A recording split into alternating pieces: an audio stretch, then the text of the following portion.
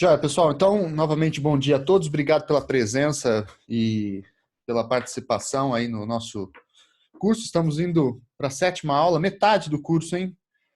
Parece que nunca mais vai acabar, né? Mas acho que em breve acaba. E aí eu já tenho algumas notícias. Primeiro, que nós vamos ter essa aula, vamos ter a aula de sexta-feira. Segunda-feira, eu vou reafirmar o convite, vou só confirmar com vocês aí na sexta-feira. Mas segunda-feira a ideia é que o Gustavo Cabral, da Federal do Ceará, venha aqui com a gente participar, para falar sobre o direito na América Portuguesa.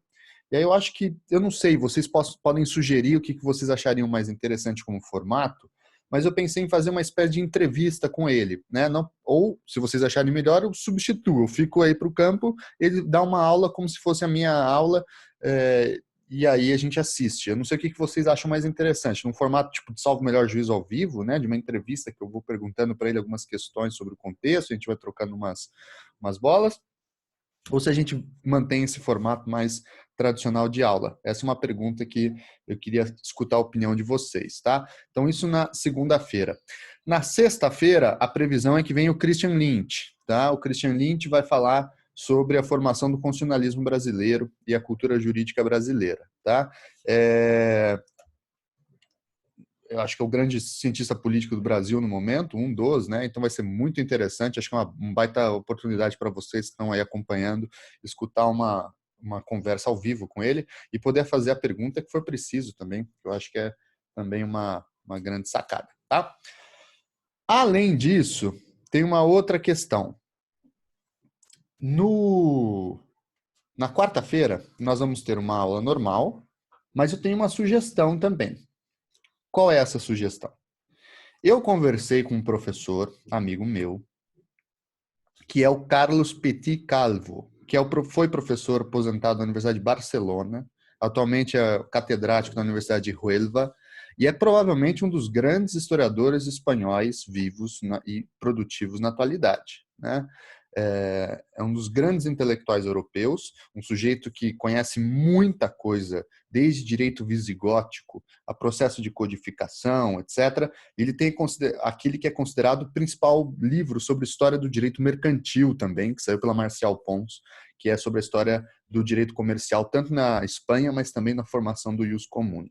Ele aceitou participar do nosso curso e falar com a gente, tá?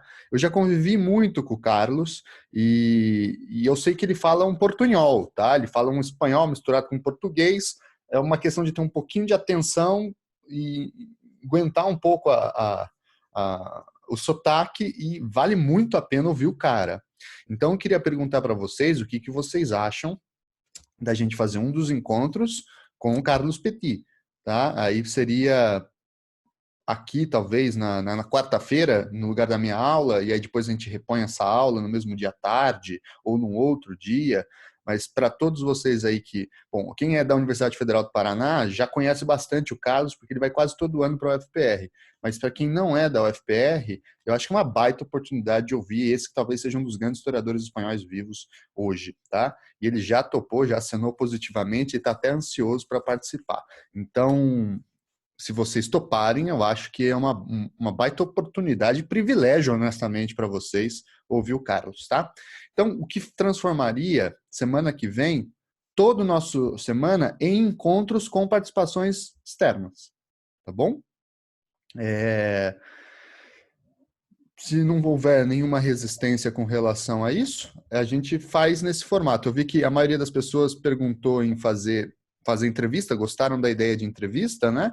Eu acho que a gente pode, e a Carolina Molde Castro também falou em fazer um misto, né? Eu acho que é uma boa. A gente pode falar assim, ó, fala aí meia hora, primeiro, um assunto introdutório, e aí eu entro e faço perguntas, e a gente vai dialogando e fazendo um bate-bola interessante aí, tanto com o Gustavo, com o Carlos, com o Christian. E aí depois a gente vai pensando outras participações, enfim, vocês tiverem sugestões, indicações, a gente pode enquadrar dentro do nosso curso, tá bom? Eu acho que esses são os recados iniciais. Beleza, gente? Acho que foram boas notícias, né? Nesse momento de quarentena que a gente só escuta más notícias, ter aí pelo menos a oportunidade de ter aula com uma galera realmente poderosa aí vai ser, para mim também, muito Interessante. Bom, gente, vamos lá então. Vamos começar a nossa conversa sobre modernidade. Modernidade jurídica, reformação do pensamento jurídico moderno. Essa aula que vai se desdobrar na sexta, a gente não vai terminar ela hoje.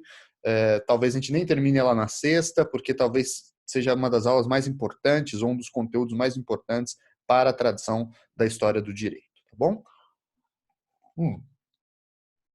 Vamos começar pelo básico e pelo simples. O que é modernidade? Né? O que é ser moderno? O que significa a modernidade? Bom, primeiro ponto que eu acho interessante a gente destacar, ou o primeiro ponto que eu acho que é fundamental se colocar. A expressão corrente moderno, ela lembra e ao mesmo tempo não lembra o significado acadêmico e técnico de modernidade. Quando a gente fala assim, nossa, você está usando um óculos moderno, uma roupa moderna, o seu celular é moderno, ou como falava minha mãe nos anos 80, seu tênis é transado, né? Quando a gente usa essa expressão moderno nesse sentido, nós estamos querendo dizer que essa coisa ela é mais atualizada com as últimas tendências da contemporaneidade. Esse sentido corrente da expressão modernidade, ele mantém, digamos assim, ele possui um germe daquilo que é posteriormente o sentido acadêmico de modernidade, mas não se resume a isso. O que é o sentido acadêmico de modernidade e o que significa falar em pensamento jurídico moderno? A modernidade é um chavão, é um termo para tentar enquadrar um processo multifacetado, um processo complexo que ataca em vários campos, em várias áreas, tá? Que se desdobra lentamente do século XV até século XIX para alguns, para outros até a Segunda Guerra Mundial, para outros até maio de 68, para outros até hoje, tá? Então a modernidade é uma discussão em voga. Para muitos, nós vivemos a modernidade, para outros, nós já estamos passando num processo de transição para aquilo que se denomina provisoriamente como pós-modernidade. Para outros ainda, a modernidade sequer nunca se afirmou, sobretudo quando a gente pensa em questões do mundo periférico do capitalismo ou das regiões mais exploradas pelos desenvolvimentos modernos. Então, a modernidade é uma discussão em disputa. Dito isso, tenham sempre em mente, modernidade é um processo histórico. Um processo histórico longo, que não se desenvolve em um único evento, não se desenvolve em um único momento, ele não é fruto de uma vontade unívoca, mas ele é, na verdade, a sobreposição de uma série de crises que vão começar a serem anunciadas ainda na Idade Média.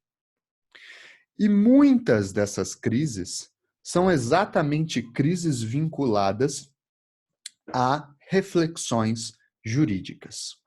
E a gente vai falar de 3 campos em que o direito contribuiu para o desenvolvimento da ideia de modernidade. Mas antes disso, mais um ponto. Como é que nós dividimos temporalmente a modernidade? Existem muitas formas de fazê-lo, existem muitas discussões filosóficas sobre como fazê-lo, né?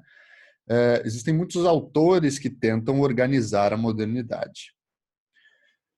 Nós podemos falar que a modernidade, na sua forma mais tradicional, e aí eu peço que os outros professores que estejam acompanhando esse curso adicionem elementos, se assim acharem interessantes. A forma mais tradicional de se dividir a experiência da modernidade é em possíveis 3 fases. Quais são essas 3 fases? A primeira é chamada primeira modernidade, ou a alta modernidade, primeiro mundo moderno, ou the early modern world, como falam na historiografia em língua inglesa. iria mais ou menos fim do século XIV, início do século XV, até mais ou menos os séculos XVII. Esse primeiro momento, nós temos alguns eventos históricos que caracterizam esse processo de formação da modernidade. O processo de expansão marítima e a colonização da América, da África e da Ásia é um desses eventos, e a reorganização da própria geografia mental dos europeus, né? Ou seja, a compreensão de que o mundo era muito maior do que se imaginava, de que as culturas eram muito mais vastas e diversas e complexas do que o tomismo tradicional, enquadrado nas suas caixinhas aristotélicas e cristãs, não conseguiam dar conta. E também a ideia de que essas diferenças radicais que existem em outros povos, em outras regiões, fazem necessariamente com que as pessoas reflitam novamente ou de uma forma inovadora sobre o que define e o que caracteriza o ser humano e não o caracteriza. Né? Podemos chamar os povos indígenas canibais, vamos pensar com a cabeça daquelas pessoas, de humanos. Será que eles não estão só disfarçados de humanos? Porque eles fazem atos bestiais, alguns vão pensar. Né? Então, essa é um primeiro ponto. Né? Essa mudança, tanto geográfica quanto sobre a condição humana, sobre as limitações da tradicional teologia tomista medieval, tudo isso começa a entrar em crise com o processo das expansões marítimas, a colonização da América, da África e da Ásia. Além disso, é nessa primeira modernidade que nós vamos ver outros dois eventos muito importantes para a história ocidental. O desenvolvimento lento, gradual, porém contínuo e importante da ciência moderna. Aqui pense em Galileu Galilei, Kepler, e mais adiante nós vamos ter Newton e outros tantos pensadores e autores que vão tentar desvelar as regras da natureza de uma forma que independa de Deus, independa de uma vontade originária revestida de uma compreensão de fé, né? Esse é um ponto importante. E, além disso, nós vamos ter também o desenvolvimento da reforma e da contra-reforma. Tanto a formação do protestantismo e a iniciação de um processo de guerras civis sangrentas na Europa, entre protestantes e católicos, tanto na França, com os huguenotes, mas também em regiões do que hoje nós chamamos Alemanha, em partes da Itália, etc. A perseguição às heresias e a criação de novas heresias, como a do luteranismo, como se chamava a seita de Lutero, o desenvolvimento e a criação da Companhia de Jesus, né, a figura dos jesuítas, que é central, é definitiva para a história do direito, sobretudo quando nós pensamos aqui na América portuguesa, né? Não nos esqueçamos que o atual Papa é jesuíta, o primeiro da história, e a participação dos jesuítas é fundamental para a colonização e para o desenvolvimento de categorias jurídicas para se relacionar com as populações locais, não só na América, mas na África e na Ásia, tanto do Império Português quanto do Império Espanhol, né? E junto com essa contra-reforma, também o desenvolvimento de uma série de novas teorias jurídicas vinculadas à chamada escolástica ibérica, que vai ter na Universidade de Salamanca e na Universidade de Coimbra seus principais centros, mas não só, em nomes como Francisco Soares, Francisco de Vitória e tantos outros autores, que vão atuar tanto na discussão sobre direito natural, direito internacional, direito das gentes, que recuperam lá dos romanos, a gente vai conversar disso na sexta-feira. Então, esse momento da formação da reforma e da contra-reforma é decisivo para colocar novos critérios e novas reflexões no pensamento, não só jurídico, mas político, teológico, social, científico. Tá? Então, digamos que esse primeiro momento, fim do século XIV até o século XVII, é o processo de decomposição rápida, porém, ainda que rápida, assim, naquele sentido rápido de 200 anos, né, 250 anos, né? Então, uma decomposição gradual, porém constante, do mundo medieval e o brotamento de novas tendências modernizantes. Então, essa seria a primeira modernidade. Além disso, nós teríamos a segunda modernidade, ou a modernidade central, né, como diz o Antônio Manuel Espanha. A modernidade central seria basicamente o século XVIII. O século XVIII, os 1700, né? Que é a época do tal do iluminismo. É o período em que as categorias que estavam sendo desenvolvidas na primeira modernidade, ou melhor, ainda no fim da Idade Média, com o desenvolvimento ainda mais rápido na primeira modernidade, é esse momento em que essas categorias atingem o seu ápice. Atingem o seu ápice no seu sentido da sua abstração, da sua generalidade, da sua racionalidade, e promovem revoluções profundas na história ocidental. Eu estou falando da Revolução Francesa, eu estou falando da Revolução Americana, eu estou falando do desenvolvimento do constitucionalismo, eu estou falando do desenvolvimento da ideia de código, eu estou falando do desenvolvimento de compreensões específicas sobre propriedade, sobre subjetividade, sobre mercado, sobre comércio, sobre função do Estado, sobre limitação do Estado, sobre ideia de impérios, entre outras questões.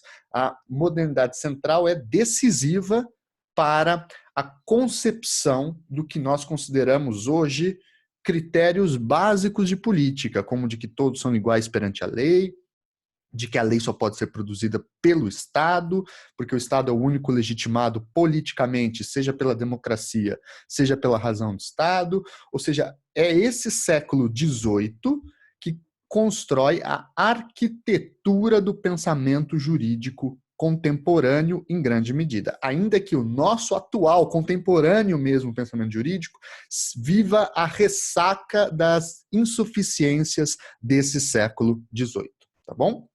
E depois nós teríamos aí a terceira modernidade, ou a crise da modernidade. Alguns vão falar que é o início da pós-modernidade, né? O fim, que seria o fim do século XIX, assustador. O Habermas é alguém que vai, por exemplo, colocar em Nietzsche o ponto de inflexão para a crise da modernidade, né? O século XIX seria, portanto, e o início do século XX, o momento em que as categorias que estavam tão bem construidinhas, edificadas, mais ou menos bem, na verdade, né? No século XVIII, começam a deixar de funcionar com muita precisão. Então, por exemplo, todos são iguais perante a lei, e é muito refletido isso no século XVIII, se cria todas as categorias possíveis para falar que todos são iguais perante a lei. Mas no século XIX, começa a se ver que nem todos são iguais perante a lei assim tão precisamente. Ou mais, que mesmo que se fosse iguais perante a lei, isso não basta, isso não é suficiente. Então, por exemplo, você falar que um patrão multimilionário, Silvio Santos, é igual perante a lei ao seu empregado, que depende daquele salário para se alimentar, que é pago por esse patrão, você falar que eles devem ser tratados de uma maneira exatamente igual perante a lei, isso pode funcionar muito bem na estrutura formal do pensamento jurídico, mas isso acaba gerando, na prática, um processo ou de desigualdade, ou de injustiça, ou de não funcionamento, ou não funcionalidade desse sistema jurídico, né? Então, o século XIX é o século em que esse formalismo, essa estrutura formal que é criada no século XVIII, das constituições, do código, da ideia de sujeito de direito, da ideia de lei, da ideia de Estado, começa a ser disputada nos seus critérios materiais. Não basta o direito funcionar bonitinho no papel, eu quero entender qual é a sua tarefa, qual é o seu papel na constituição de critérios materiais concretos, tá? Esse é um ponto fundamental. Então, essa seria a terceira modernidade, ou a modernidade tardia, ou a modernidade em crise, ou o processo de desconstrução da modernidade. Então, eu queria primeiro mostrar esse arco grande aqui para vocês. No encontro de hoje, eu quero falar para vocês como é que surge a modernidade. Na sexta-feira, nós vamos falar sobre a primeira modernidade com um pouco mais de atenção. Vamos depois, aí na semana que vem, falar sobre a primeira modernidade no Brasil, que é a América Portuguesa. Depois vamos falar sobre a modernidade central, que é o constitucionalismo e a codificação, tanto na Revolução Francesa quanto na Revolução Americana, e depois vamos falar sobre o século XIX, quando falarmos de formalismo, naturalismo e realismo jurídico, e a formação dessas ideias ainda no século XIX, início do século XX, tá certo? Então aqui fica uma introdução temporal, digamos assim, para a gente ter aí um parâmetro mínimo para começar a nossa conversa, um solo básico da onde a gente possa avançar as nossas reflexões, tá certo? Então vamos lá. Feita essa primeira introdução temporal, o ponto que nós temos que começar a entender é o seguinte: a experiência da modernidade, ela é estabelecida aqui fazendo uma interpretação resumida, porém didática, ela é estabelecida em 3 grandes pilares. O mundo moderno se sustenta em 3 grandes ideias. De tal sorte que, se você derrubar uma dessas ideias, a impressão que fica é que todas as outras vão corroer-se e cair lentamente juntas. Não sabemos se será assim exatamente, mas é o que parece. E quais são essas 3 grandes ideias? Esses 3 grandes pilares que fundamentam a experiência moderna. A primeira ideia é a ideia de sujeito, o conceito de sujeito e os desdobramentos que advêm da categorização da ideia de sujeito. Ou seja, uma reflexão sobre a ideia de vontade, sobre a autonomia da vontade, sobre direitos individuais, direitos humanos, direitos subjetivos, liberdades políticas, liberdades públicas, participação política, cidadania. Todas essas ideias, em grande medida, se fundamentam na elaboração teórica e na elaboração filosófico-jurídica desta nova categoria que não existia na Idade Média, chamada sujeito. Mas a gente vai falar disso adiante. A segunda grande ideia que estrutura e fundamenta o mundo moderno é a ideia de Estado. Estado. O Estado moderno. Ainda não estou falando tanto do Estado-nação, que é uma experiência do fim do XVIII, início do XIX, mas do Estado moderno. Esse ente político, essa ficção jurídica, essa pessoa jurídica de direito público, a quem nós concedemos ou reconhecemos ou identificamos, ainda que com resistência, a potencialidade ou a capacidade de produzir o direito, de aplicar o direito e de fazer valer as suas regras, né? Ou aquilo que Max Weber chama o ente que possui o monopólio legítimo da violência. Naquele mundo pré-moderno, medieval que nós vimos, absolutamente descentralizado, em que o rei era uma cabeça muito sensível perante o resto do corpo, né? A ideia de Estado era uma ideia muito diferente, era uma ideia que significava outra coisa e também falaremos disso hoje. E, por fim, a terceira e última grande ideia que estrutura a experiência moderna é o capitalismo, ou seja, os meios pelos quais nós transferimos bens materiais, as regras pelas quais nós acumulamos riqueza, distribuímos riqueza, perdemos riqueza, organizamos os bens materiais e a economia na sociedade contemporânea. Essas 3 ideias são fundamentais. E vejam que essas mesmas 3 ideias estão hoje, século XXI, em crise, né?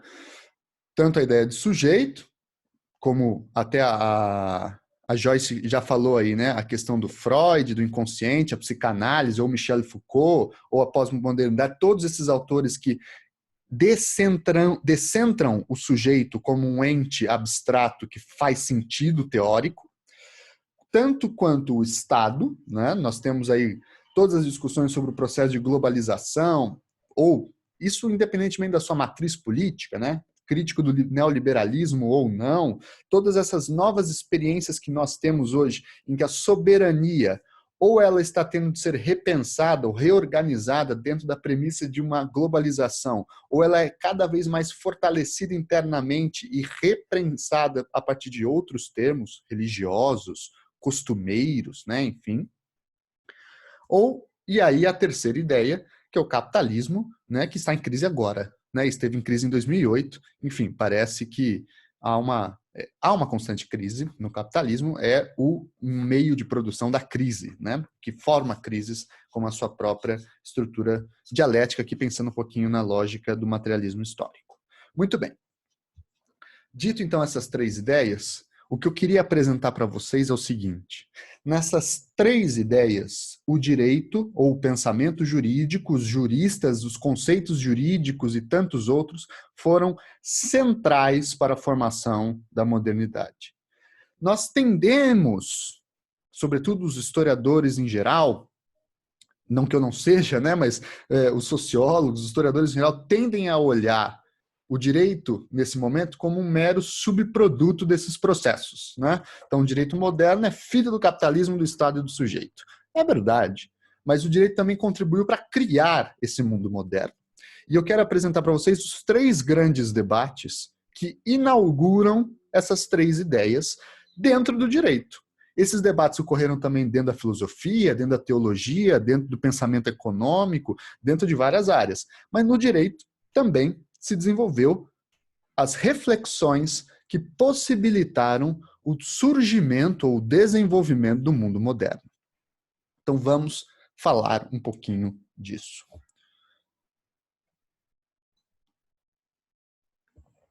Primeiro, vamos falar sobre a ideia de sujeito. Eu falava para vocês, nas aulas sobre Idade Média, que os séculos 13 e 14 são séculos especialmente importantes porque eles veem nascer, surgir, digamos assim, um novo grupo religioso, uma nova estrutura de pensamento desenvolvida por esse novo grupo religioso, que vai ser o passo inicial para a formação do pensamento jurídico moderno e da ideia de sujeito. E esse novo grupo religioso são as chamadas ordens mendicantes. Novas tendências religiosas, essas ordens mendicantes produzem um grupo grande de religiosos, várias tendências religiosas, entre as quais a mais famosa delas é a dos franciscanos, ou franciscanismo. Por sua vez, é importante destacar que existiam franciscanismos, tá? Você tem franciscanismo espiritual, como se diz, o franciscanismo inglês, o franciscanismo na França. O franciscanismo é uma experiência religiosa ampla, com tendências internas, mutações internas, e especialmente o franciscanismo inglês vai ter um papel fundamental para a construção da ideia de sujeito. Porque nesse franciscanismo inglês, que também ficará conhecido na história pela expressão nominalismo, esse franciscanismo inglês será responsável por introduzir um novo debate na história do pensamento jurídico, e não só do pensamento jurídico, mas do pensamento filosófico. E esse novo debate será considerado o grande debate da filosofia medieval e do pensamento medieval como um todo nos séculos 13 e 14.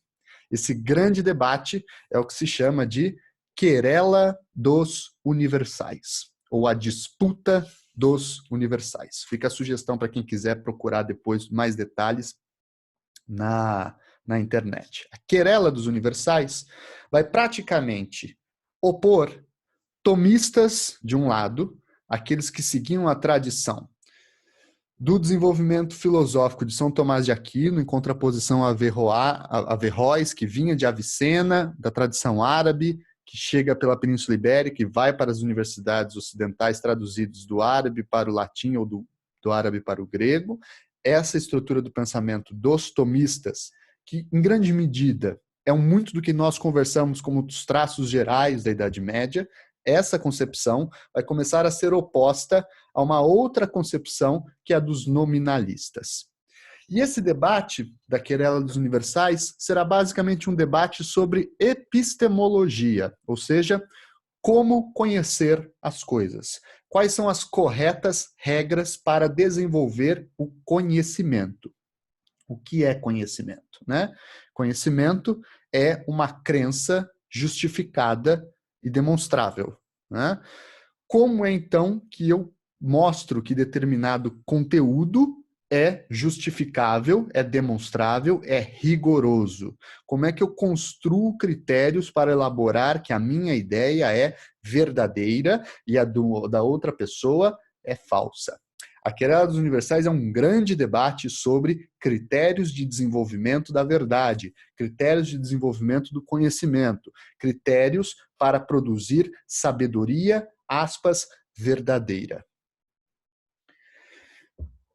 De um lado, você tem os tomistas, que basicamente partem daquele pressuposto que eu havia dito nos encontros passados, de que o mundo é criado pronto e acabado por Deus, e que existe uma função fundamental desses seres humanos de tentar interpretar por trás do que está nas aparências, quais são as regras ocultas, ou qual é a harmonia ou a ordem oculta por trás do funcionamento da natureza.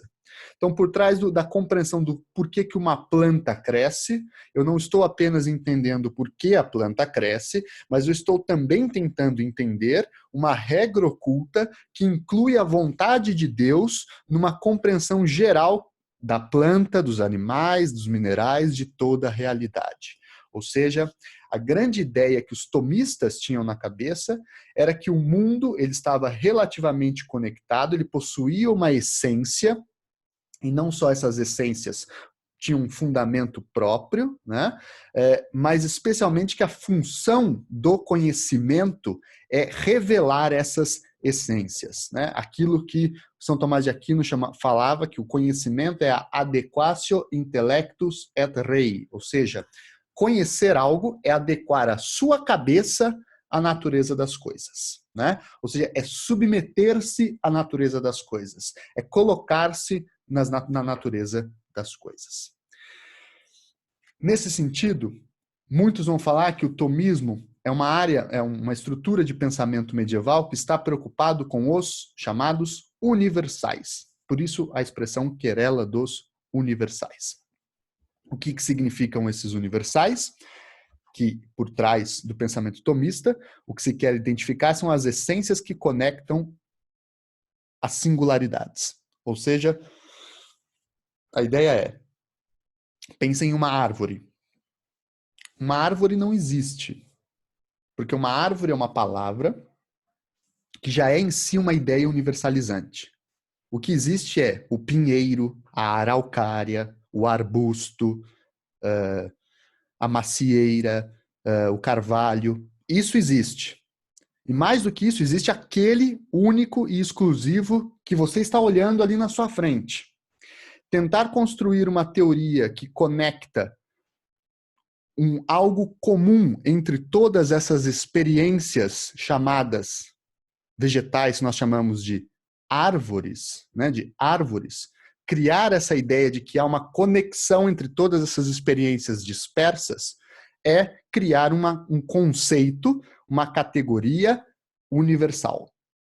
Para os tomistas, essas categorias universais não eram inventadas pelos seres humanos, mas elas eram reveladas pelos seres humanos. Deus criou a ideia de árvore e deixou infusa na natureza.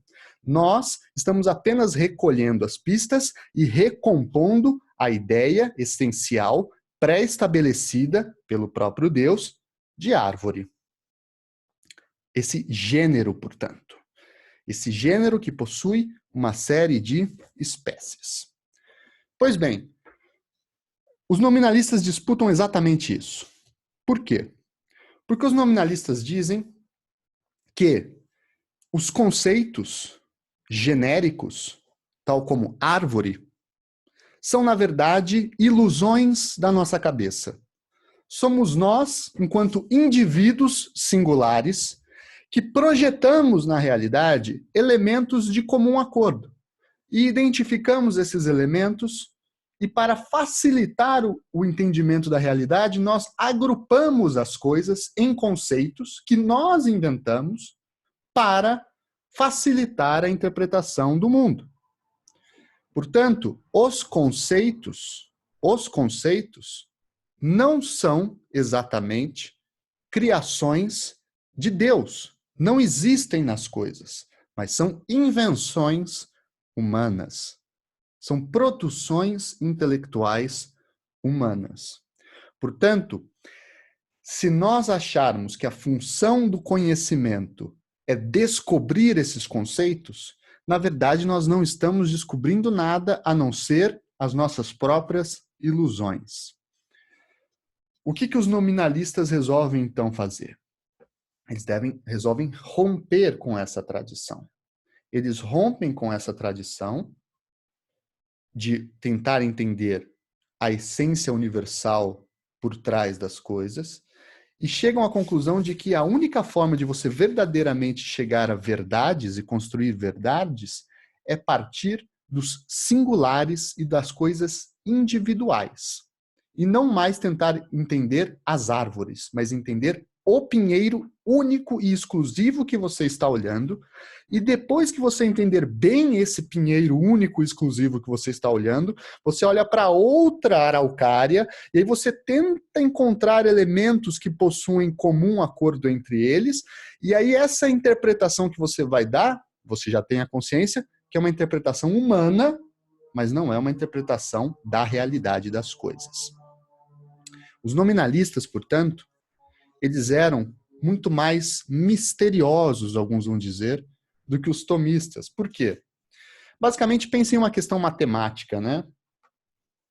Se 2 mais 2 é 4, nós podemos dizer que as regras matemáticas que existem nas quantidades são regras ocultas estáveis na natureza, criadas por Deus, essenciais, universais, que podem ser apresentadas a qualquer pessoa.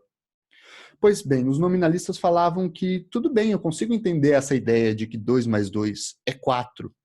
Porém, se Deus é de fato onipotente, onipresente e onisciente, como eu acredito que ele é, pensando os franciscanos, então Deus, se quiser, ele consegue fazer com que 2 mais 2 seja 5.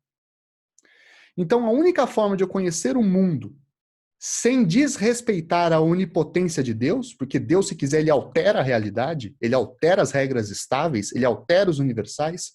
Se eu quero respeitar essa condição de onipotência divina, eu preciso não mais entender essas regras estáveis, universais e essenciais, que são ilusões da nossa cabeça, mas eu tenho que entender especificamente as pequenas partes, as pequenas coisas, os pequenos critérios. E a partir dessas pequenas coisas individuais, eu posso tentar desenvolver teorias mais generalistas. Pessoal, o que isso lembra, né? Esses nominalistas lembram muito, e não à toa, o germe do que será posteriormente a ciência moderna. Ou o desenvolvimento do que será posteriormente também o discurso sobre o método do René Descartes, que vai falar lá, comece com as coisas pequenas, depois vai vendo as coisas maiores, entendam como elas funcionam no conjunto e depois produzam uma interpretação geral do tema. Enquanto os tomistas partiam do pressuposto contrário. Entenda o plano geral, que é a obra de Deus, e depois tente entender como aquele singular cumpre uma função naquele geral. Submeta as coisas ao geral. E não parta das coisas para construir uma nova interpretação geral. Ora, onde é que a gente vai chegar com isso tudo? A gente vai chegar no seguinte. Se para os nominalistas, conceitos genéricos como árvore são invenções humanas, porque nós agrupamos uma série de realidades físicas por trás desse conceito, O que dizer de outros conceitos? Como, por exemplo, justiça. Para os tomistas, justiça existe previamente estabelecida na Terra, é a lei divina, é a lei natural, que depois as leis humanas devem reafirmar apenas, e que é dado por Deus. Para os nominalistas, justiça nada mais é do que também um conceito genérico universal, que é uma junção irracional de várias práticas concretas. Portanto, a ideia de ordem natural das coisas, a ideia de que existe pré-estabelecida uma regra geral de que é ser justo, não faz mais sentido para esses caras. A justiça, a ordem, tudo isso começa a ser visto como uma convenção, como um acordo de vontades, e não mais como uma interpretação objetiva da realidade. A vontade começa a ocupar um centro que antes não ocupava no pensamento filosófico e no pensamento jurídico destes franciscanos. Portanto, a ideia de ordem natural das coisas começa a ser minada por dentro por esses franciscanos. A investigação criteriosa e individual começa a se sobrepor a uma leitura universal, pronta e acabada, que o mundo estabelecia. A melhor forma de entender parte desse debate, não é a melhor, mas uma boa forma de se entender parte desse debate é assistir aquele que é o filme ou ler o livro. O livro, eu confesso que é meio chato, a galera bate muita palma para esse livro, mas quem já leu, talvez já tenha visto e concorde comigo, tem passagens horripilantemente chatas dele, que é O Nome da Rosa, do Umberto Eco. Né? O Nome da Rosa, do Umberto Eco, tem um personagem, que é o personagem principal, que é o William de Baskerville. O William de Baskerville, ele é, na verdade, uma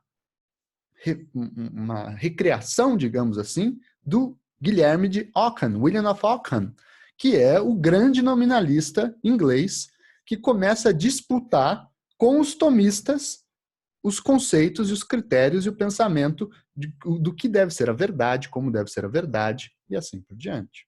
Né?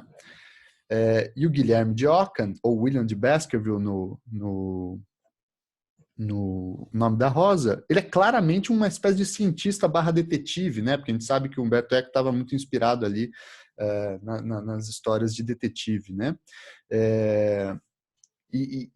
E o procedimento para descobrir como é que a pessoa se matou, para quem assistiu o filme, um filme clássico, né, gente? Quem não assistiu, assista. Os procedimentos que ele vai utilizar são os procedimentos típicos de uma compreensão nominalista protocientífica que parte do individual, dos singulares, para uma interpretação mais generalizada da realidade.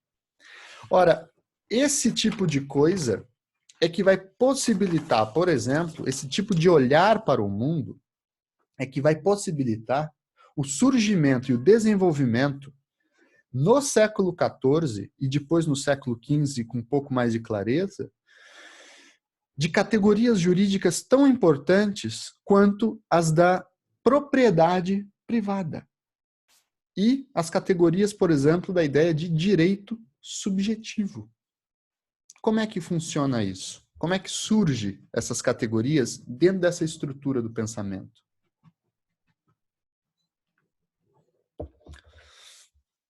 Por volta do século XIV, os franciscanos, eles eram uma ordem religiosa muito poderosa na Europa.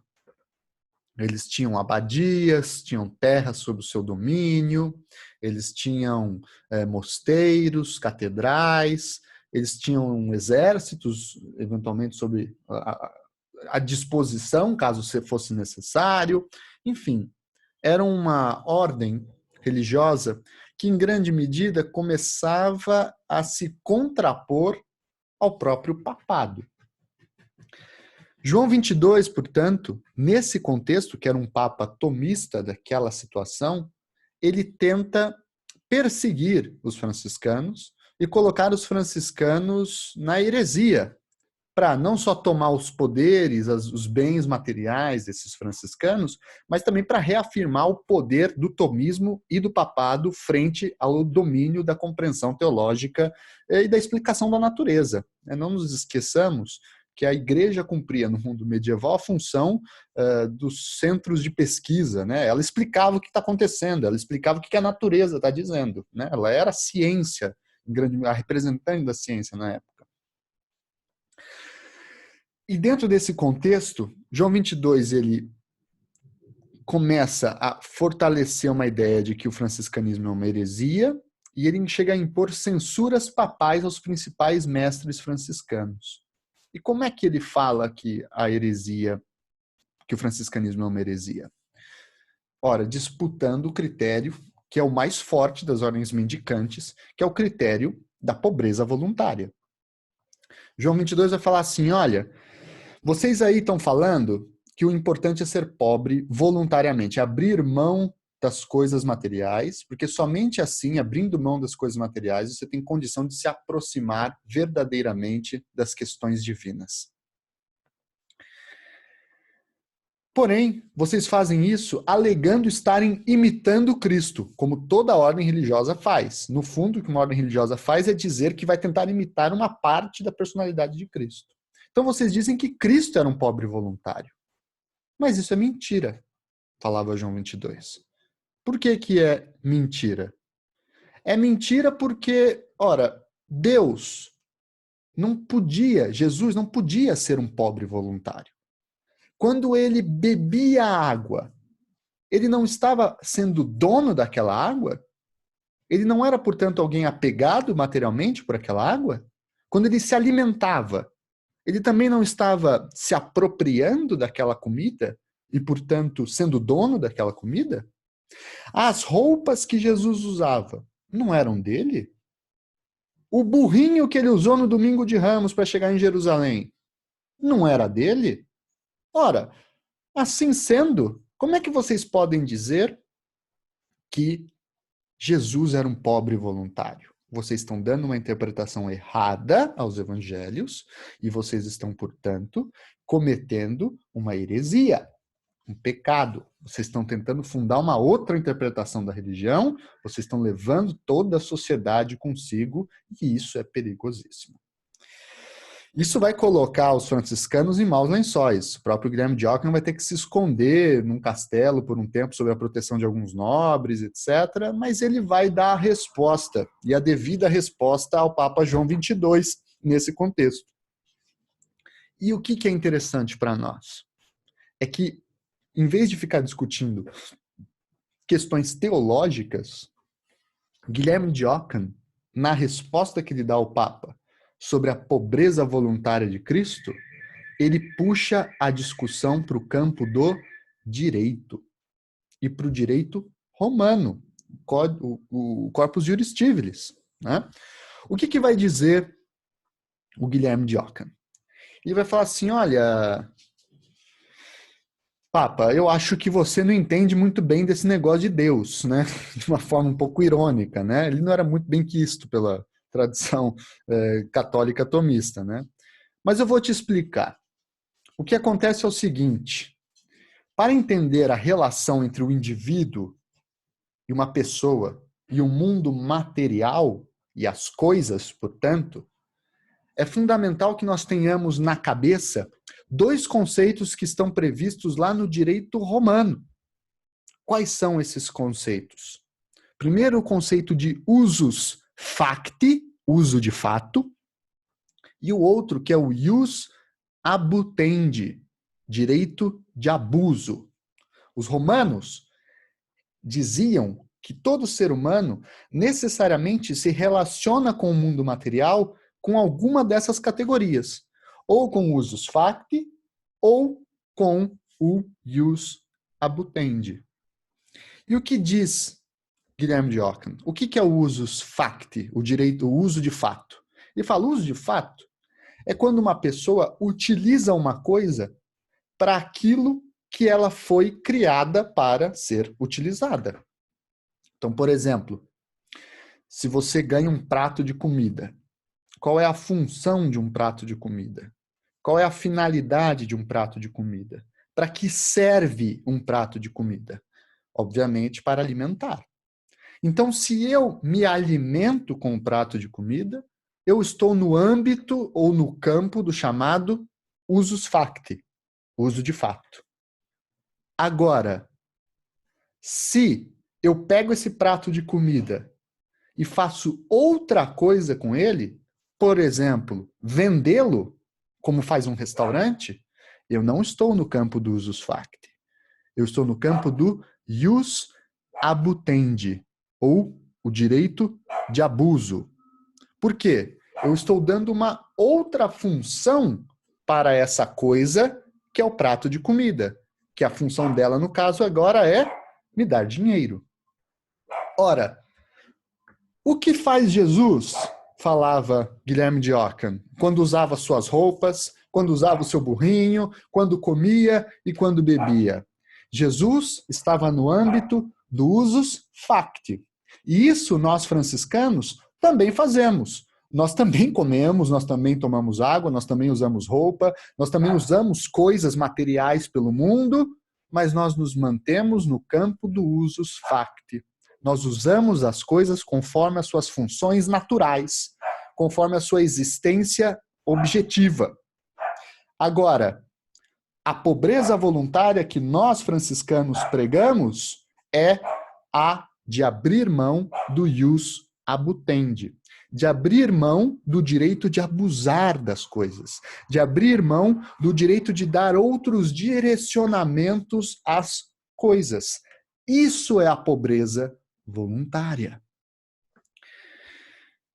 Por que isso vai dar na propriedade privada e em outras coisas? Essa é uma aposta de um grande historiador do direito, católico, conservador, que é o Michel Villey. O Michel Villey vai falar o seguinte, olha, quando você fala em ius abutendi, ou direito de abusar das coisas, você está falando que um indivíduo projeta sobre a coisa material um poder de destinar essa coisa para algo que ela não estava originalmente pensada. E ao você projetar esse poder, ao você projetar esse desejo, ao você projetar essa força, essa vontade, eu estou, então, atribuindo a essa coisa a condição submissa dela ao meu poder. Eu estou submetendo essa coisa, portanto, à condição de estar à disposição do que eu quiser fazer com ela.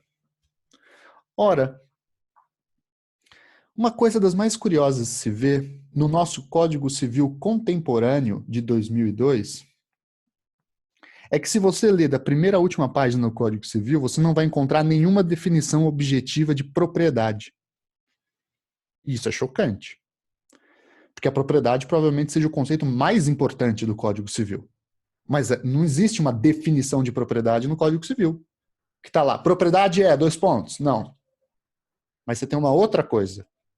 Você tem uma definição de proprietário. Essa definição está lá. E o que diz lá no Código Civil?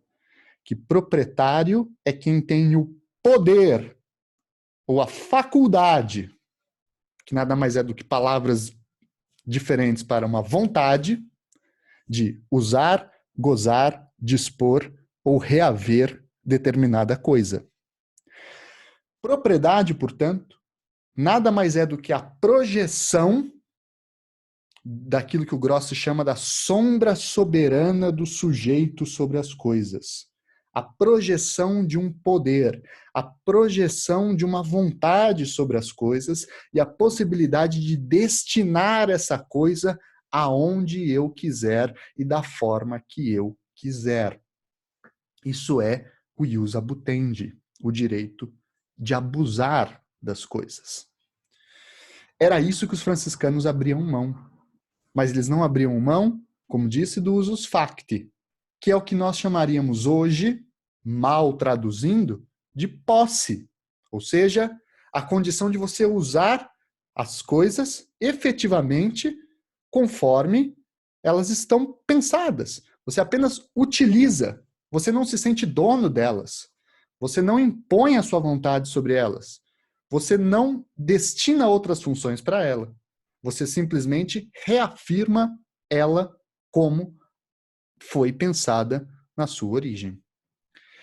A posse é um direito objetivo. Posse é algo que você tem ou não tem. Eu tenho a posse desse copo. Eu não necessariamente tenho a propriedade. Esse copo pode ser do meu vizinho. Mas nesse momento, eu tenho a posse. Então, isso não me dá o direito de quebrar esse copo se ele for do meu vizinho. Agora, se eu for proprietário, eu, além da posse nesse momento, eu tenho também poderes de abusar desse copo.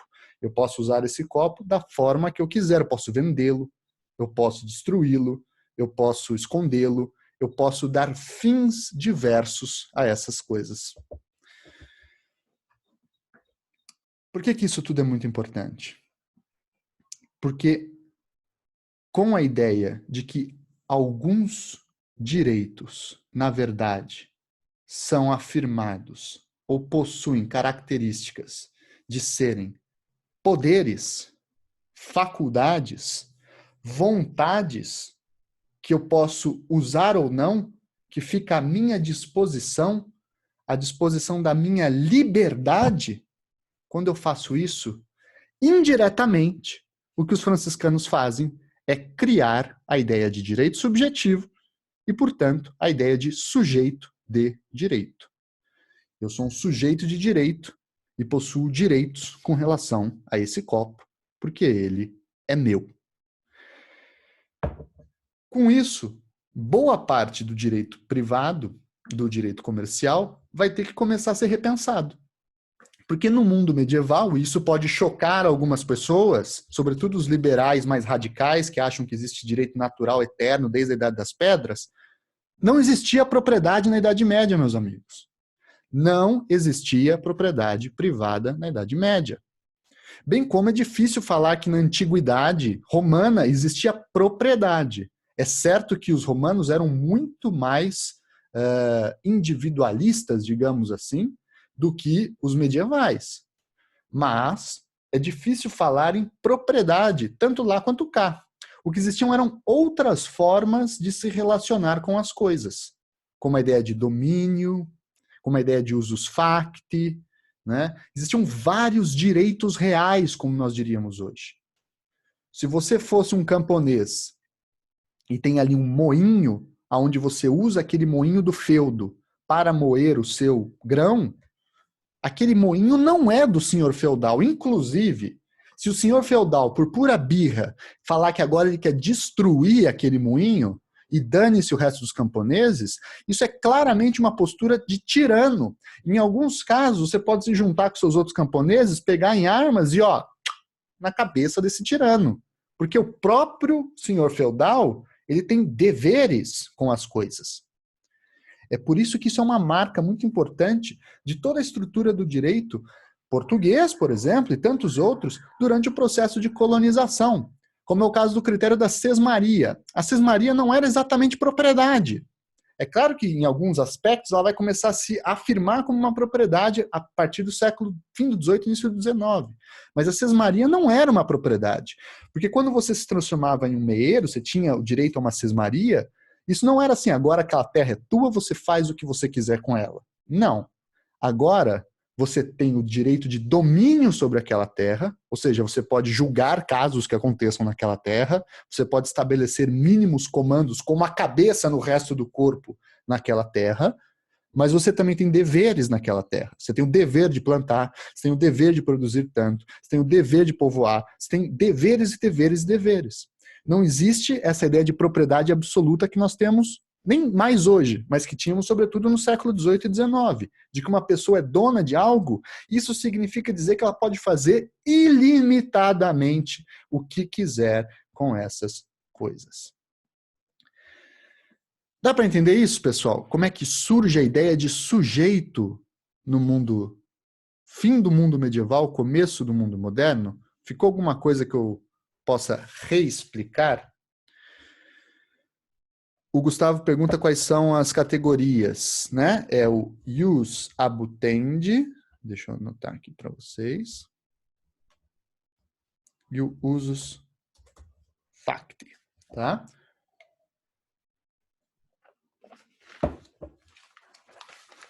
Esse é o primeiro ponto e o primeiro debate de matriz jurídica que será fundamental para os séculos seguintes, né? A Bárbara pergunta, o sujeito então surgiria a partir da propriedade ou já com o nominalismo? Bárbara, é uma junção das duas coisas. O nominalismo projeta a ideia de que agora as coisas devem ser singulares, conhecidas pelas minúcias individuais, e depois você constrói um quadro geral. E não que você já está desde o seu nascimento inserido nesse quadro geral. Agora existe você, e depois você vai se enquadrando nas coisas. Então já dá para falar que existe um mínimo de subjetividade formando, nascente, no nominalismo. E a sua versão jurídica se dá nesse debate sobre a propriedade das roupas de Cristo, né? Parece uma coisa bizarra, mas o grande debate do século XIV, que até aparece no nome da Rosa, é: Jesus Cristo é dono de suas roupas ou não, né? Rafael pergunta, a relação entre essa ideia de sujeito e a ideia moderna de soberania? Ah, sim, Rafael, a gente vai falar disso daqui a pouco, tá? Alicia Mendes, como as tradições anteriores lidavam com o que seria direito subjetivo? Não com essa definição, é claro? Sei que já tivemos esses assuntos, mais especificamente as mudanças mais acentuadas entre os séculos XIII e XVI, por exemplo. Alicia, a gente pode falar que não existia exatamente direito subjetivo nesse formato muito criterioso antes da modernidade, porque não existia sujeito. Dá para entender? Direito subjetivo, a própria expressão fala, né? O direito do sujeito. É um direito vinculado aos poderes individuais. É o direito vinculado às faculdades subjetivas de determinado indivíduo. Tá? Rafael, vai ter relação sim. A gente vai falar disso daqui a pouco, tá bom? Muito bem. Vamos ao segundo debate. Qual que é o segundo debate? É o debate da formação do Estado. Esse talvez seja um dos debates mais conhecidos e provavelmente todos vocês que aqui estão certamente já viram alguma coisa. Porque já leram alguma coisa de Hobbes, alguma coisa de Locke, alguma coisa de Rousseau, né? Mas não é dessa formação do Estado, fundamentada no contratualismo, que eu quero falar ainda. Eu quero falar, sobretudo, da formação do Estado dentro de alguns debates jurídicos específicos e mais precisos dentro da história do direito. Primeiro, a palavra Estado tem duas possíveis origens. Uma é a palavra grega, para stasis, que seria mais ou menos equilíbrio, uma tradução para equilíbrio. E status, no latim, né?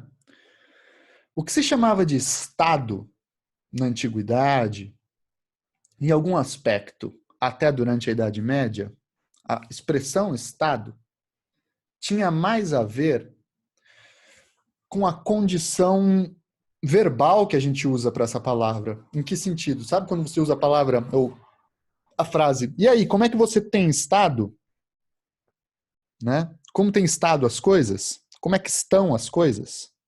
Estado tinha a ver com estar. Ou seja, o estado das coisas é muito mais você explicar como as coisas já são do que como as coisas deveriam ser. Com a inserção da ideia de vontade no pensamento moderno, que vem pelos nominalistas que a gente viu, começa a se ter uma ideia de que o estado das coisas, o porquê as coisas estão do jeito que estão, não precisam mais serem do jeito que estão, mas elas podem serem mudadas pela vontade. Não todas, mas algumas coisas podem ser modificadas sim. O Estado não é simplesmente mais uma constatação, como é na pré-modernidade, mas agora o Estado pode ser uma constituição, ou seja, uma criação, uma invenção da vontade. Se antes você falar, por exemplo, em Estado carolíngio, era simplesmente narrar como estavam as coisas durante o período Carlos Magno, mas não havia uma compreensão de autonomia ou de que aquilo tinha sido inventado. Aquilo simplesmente era decorrência da sobreposição de eventos históricos pouco pensados. A modernidade se coloca na condição de ser o jockey que assume as rédeas desse cavalo da história e coloca para si a função não só de narrar a realidade, mas de modificar a realidade, de criar a realidade, de inovar na realidade. Ora, são muitos os debates jurídicos que mostram isso no século XIV ainda, e alguns até no século XV. Eu vou destacar pelo menos dois, porque dois desses debates são centrais e são debates de juristas medievais clássicos. O primeiro desses debates é o debate que também é bélico, é uma guerra, que vai ocorrer entre o Sacro Império Romano Germânico e as cidades italianas autônomas do norte, como Florença, Gênova, Veneza, Pisa e assim por diante. O Sacro Império Romano Germânico é um desdobramento do Sacro Império Romano, do Carlos Magno. Quando o Carlos Magno morre, ele deixa para 3 filhos, eles dividem o império, enfim, e uma das unidades políticas que vai aparecer é o Sacro Império Romano Germânico, que vai ter entre os seus governantes 2 caras, o Frederico Barbarossa e o Frederico II.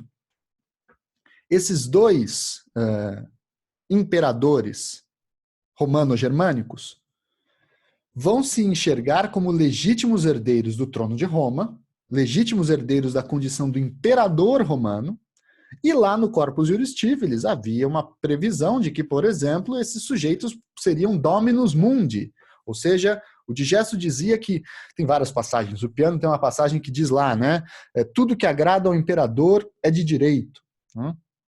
Por exemplo.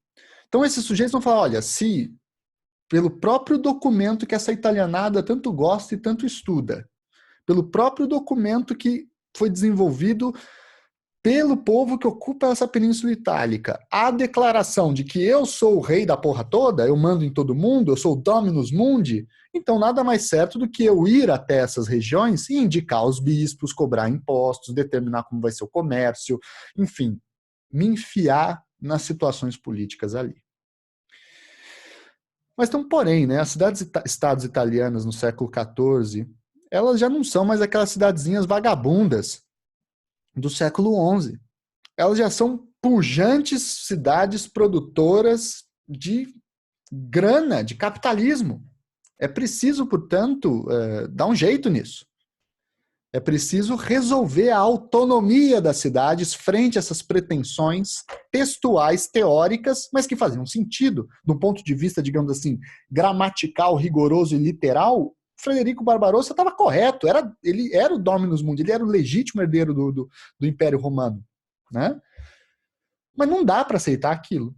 Então as cidades autônomas italianas vão formar uma liga e vão produzir argumentos jurídicos para afirmar a sua autonomia frente a essa condição. E o grande jurista que vai fazer esse debate será justamente Bartolo de Sassoferrato, o grande jurista medieval, né? O Bartolo de Sassoferrato, estou colocando o nome dele aí para vocês, ele vai ser contratado para argumentar dentro do digesto o porquê que o império não tinha o direito a dominar aquelas cidades. E basicamente o que Bartolo vai fazer é, sem se dar conta, produzir uma revolução teórica no direito. Por quê? Porque Bartolo vai dizer o seguinte, olha, se você lê somente o texto, o Frederico está correto. Ele é o dominus mundi, ele é o imperador, ele é o herdeiro. Porém, o texto não existe por si só. O texto não deve ser lido apenas por si só, mas o texto deve ser lido em função dos fatos que ele está tentando interpretar. Assim sendo, é preciso olhar para esse texto e identificar aonde está a sua prática na realidade.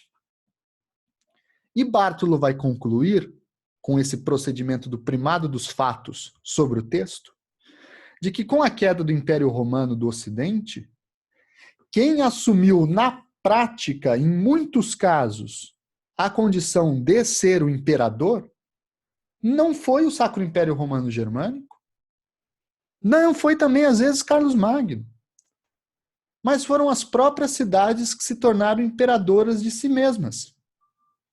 Elas não eram mais aquele antigo Império Romano, lá do passado, porque aquele antigo Império Romano se perdeu mesmo. Não tem mais por que ficar indo atrás dele.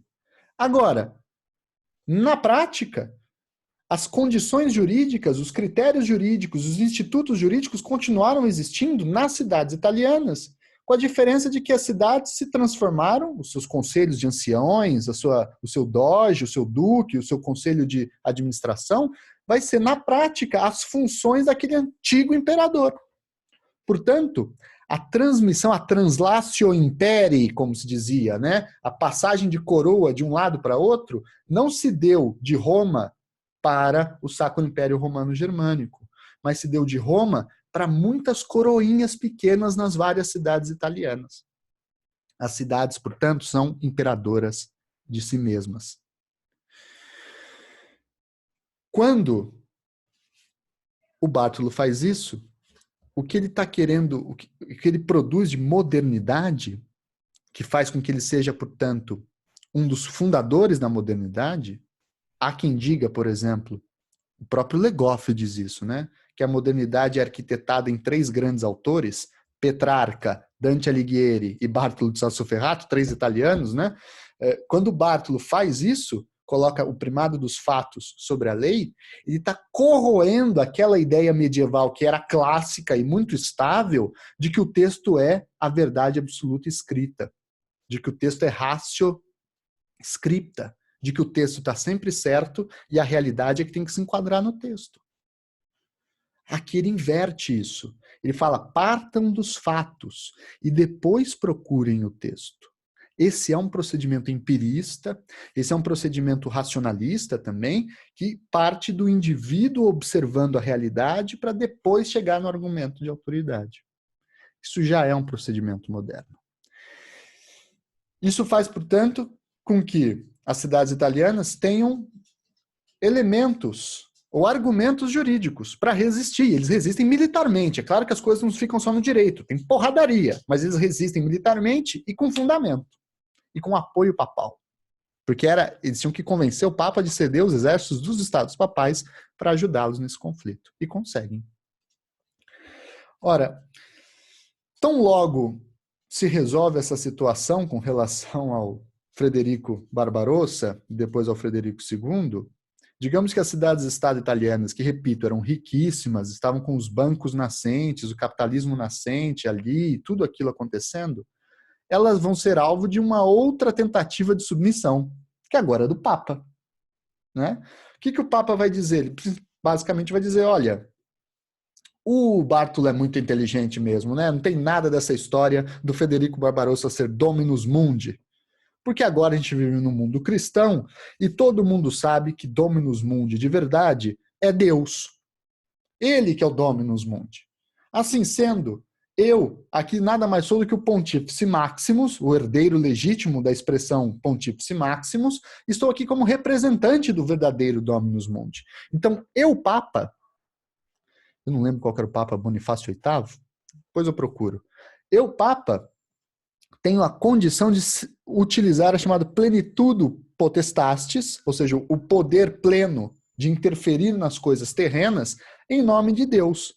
Então, se Frederico Barbarossa não tinha o direito de interferir nas cidades italianas, escolhendo seus bispos, escolhendo seu sistema tributário, escolhendo quem vai mandar, escolhendo como vão ser feitos os exércitos, eu posso, eu, Papa. Isso vai colocar as cidades italianas, obviamente, em maus lençóis, num segundo movimento de maus lençóis. E aí é preciso um outro jurista para dar uma resposta ao papado nessa hora. A Liga das Cidades Italianas se reúne novamente, Aliás, esse é o grande debate por trás dos chamados guelfos e gibelinos, né? Tanto do Federico Barbarossa quanto a questão do papado, é o que divide Siena de Florença, entre várias outras cidades italianas. E, nesse contexto, um outro jurista vai aparecer para dar uma resposta a esse papa, e esse jurista, que também é um teólogo bastante conhecido, chamado Marcílio de Pádua. Marcílio de Pádua vai escrever um livro, um libelo, na verdade, né? Um manifesto chamado O Defensor da Paz, em que ele basicamente vai inaugurar de uma forma ainda muito suave, mas decisiva para a história ocidental, a separação naquilo que ele chama de gládio temporal e gládio espiritual. Ele vai retomar aquela passagem famosa dos evangelhos, de que Jesus fala, dai a César o que é de César e a Deus o que é de Deus, e vai basicamente dizer que a condição do papado é uma condição de arbitrar, ele é o dominus mundi espiritual. Ele tem o controle sobre os batismos, sobre os dogmas, sobre as almas, sobre a educação, sobre os valores, sobre a moral. Mas ele não tem o poder terreno das coisas. Ele não tem o poder de falar de dinheiro, ele não tem o poder de falar de exército, ele não tem o poder de interferir nos poderes políticos cotidianos. Essa é a chamada disputa dos dois gládios, né? Marcílio de Pádua, ele então fala que existem dois gládios. Espada, gládio é uma espada, que é o símbolo do poder romano. Existem dois gládios, dois poderes que exercem função na realidade. Um é o gládio temporal, que é mundano, que é feito por pessoas comuns, laicas, né? E o outro era o gládio espiritual, que é justamente o gládio que envolve questões de fé, de dogmas, de interpretação da moral e assim por diante.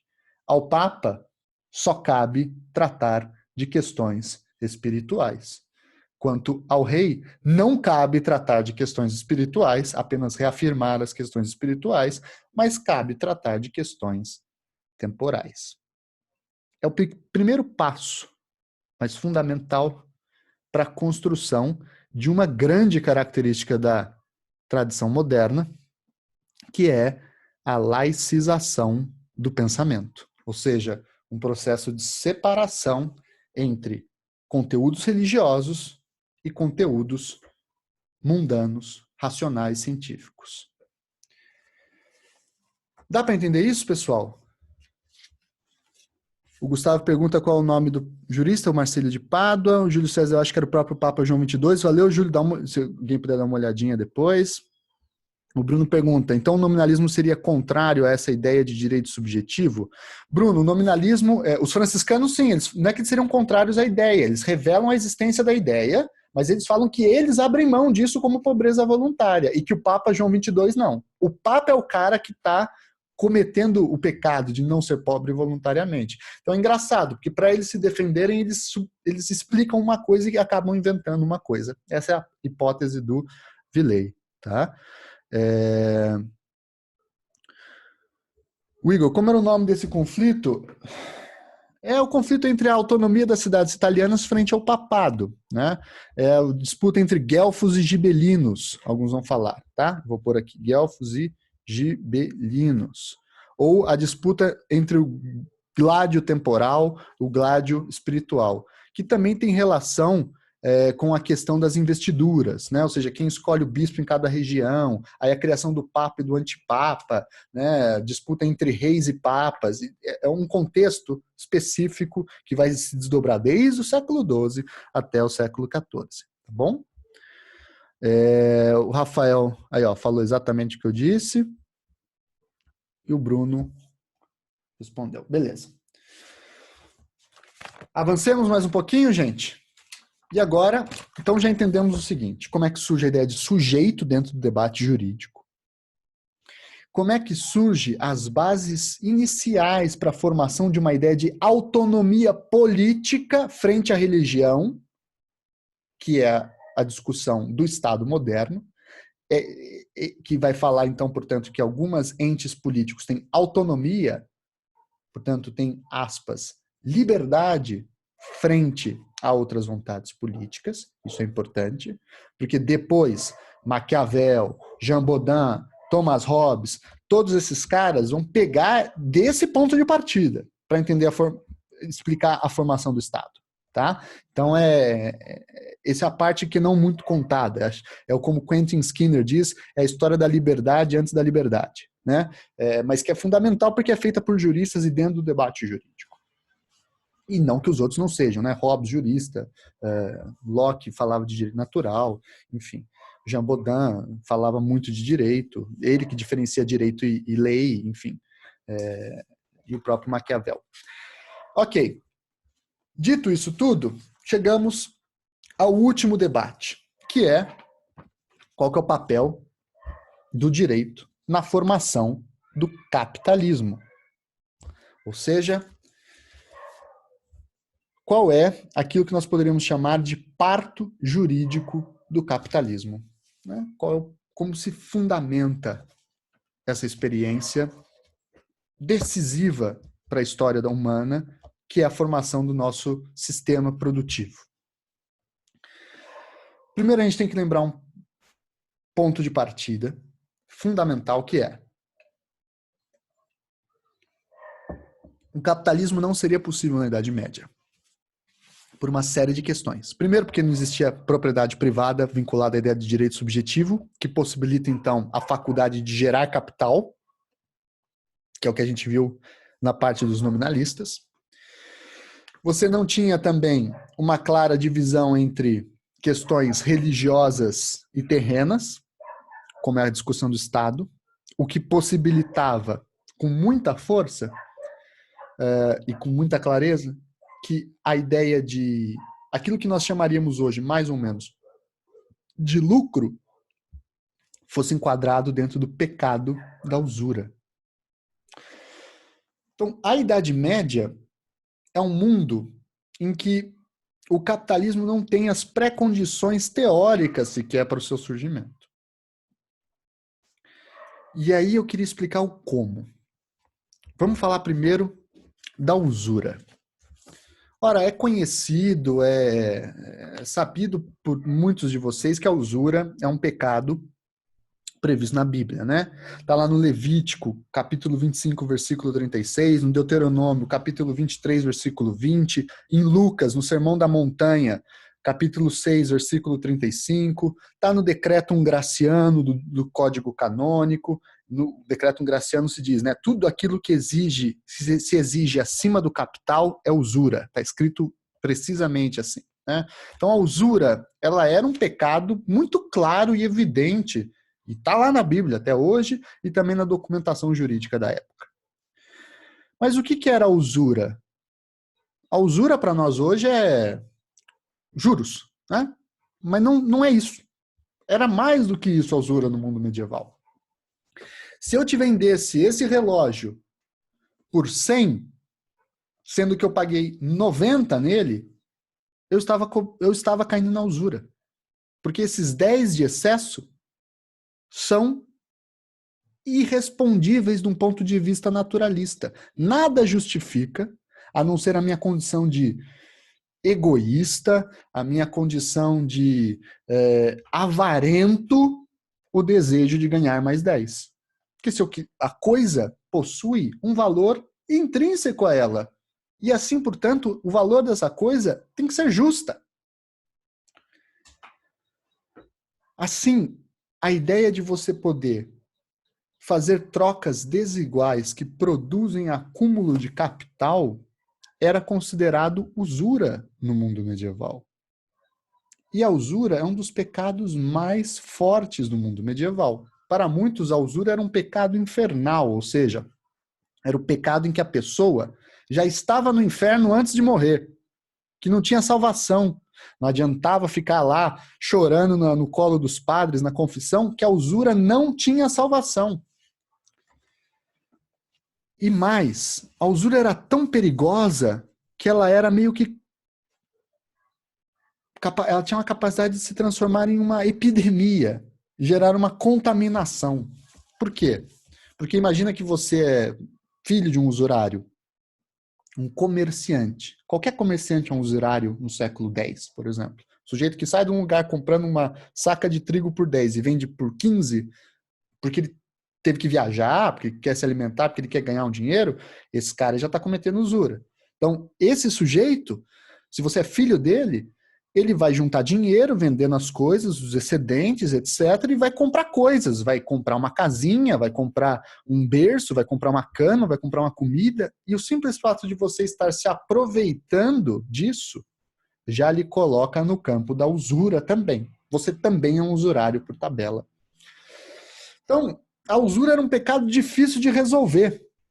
Era um pecado muito complicado. Não à toa a usura aparece, os usurários, os agiotas, aparecem muito nos textos tardomedievais, né? O principal, o mais interessante deles está aqui, ó. A Divina Comédia de Dante Alighieri. Em um dos círculos do inferno, o Dante encontra quem? Um usurário.